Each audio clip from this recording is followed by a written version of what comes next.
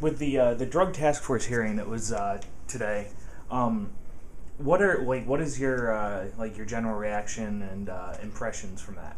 Well, I didn't really hear any information today that surprised me. The purpose of today's meeting was to gather some information to give us a good baseline on how the drug task force units were created and how they operate.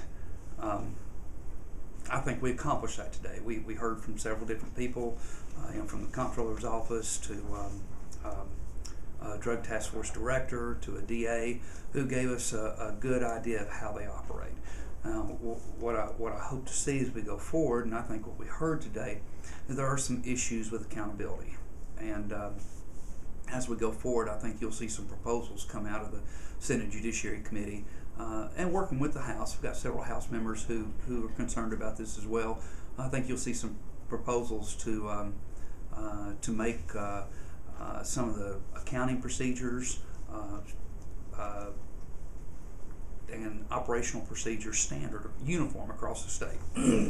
Another concern that came out in today's meeting was the Board of Directors. Under statute, the Board of Directors, who are supposed to govern the judicial drug task force units, the Board of Directors is not even defined. It's not defined who serves on it.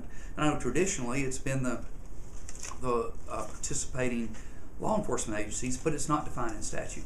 The DA's role is not clearly defined in statute, and so I think going forward you'll see proposals to bring some clarity to who operates the drug task force units.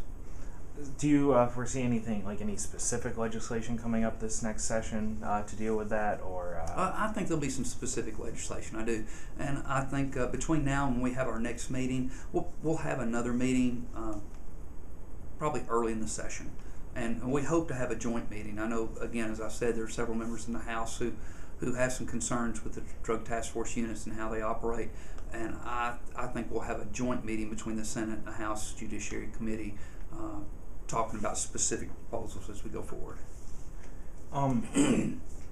You mentioned like oversight and the way, like, it's just a lot of the discussion in there was over the funding of it. Right. Like it seems that the agency being funded solely on seizures and like forfeitures produces a motive for potential corruption and abuse. Well, and I don't have to tell you this. Living here in Nashville, you've seen media reports where they've called it policing for profit. I don't know. I don't know if I want to say it's that bad, but I think the way they're set up, it does at least create the appearance that that's what's going on. That they are that they have to reach a certain level of funding, or they could lose their jobs. As I mentioned, it's very similar to the local municipality, the small municipality that I have in my district. That part of their line item of their budget's speeding ticket revenue. Well, that means they've got to reach that amount that they've got in their budget, or they're going to have to cut somewhere. So there's an incentive for them to write a certain amount of speeding tickets.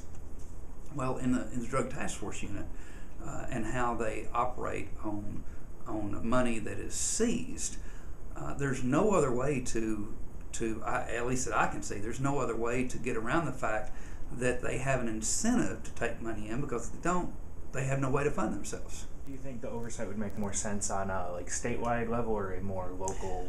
I'm not sure. Right now I kind of lean toward the current structure we have is probably a good structure, but we'll explore all options, including the option that Georgia has chosen to put them directly under the GBI, and we'll at least explore the option of putting them under the TBI.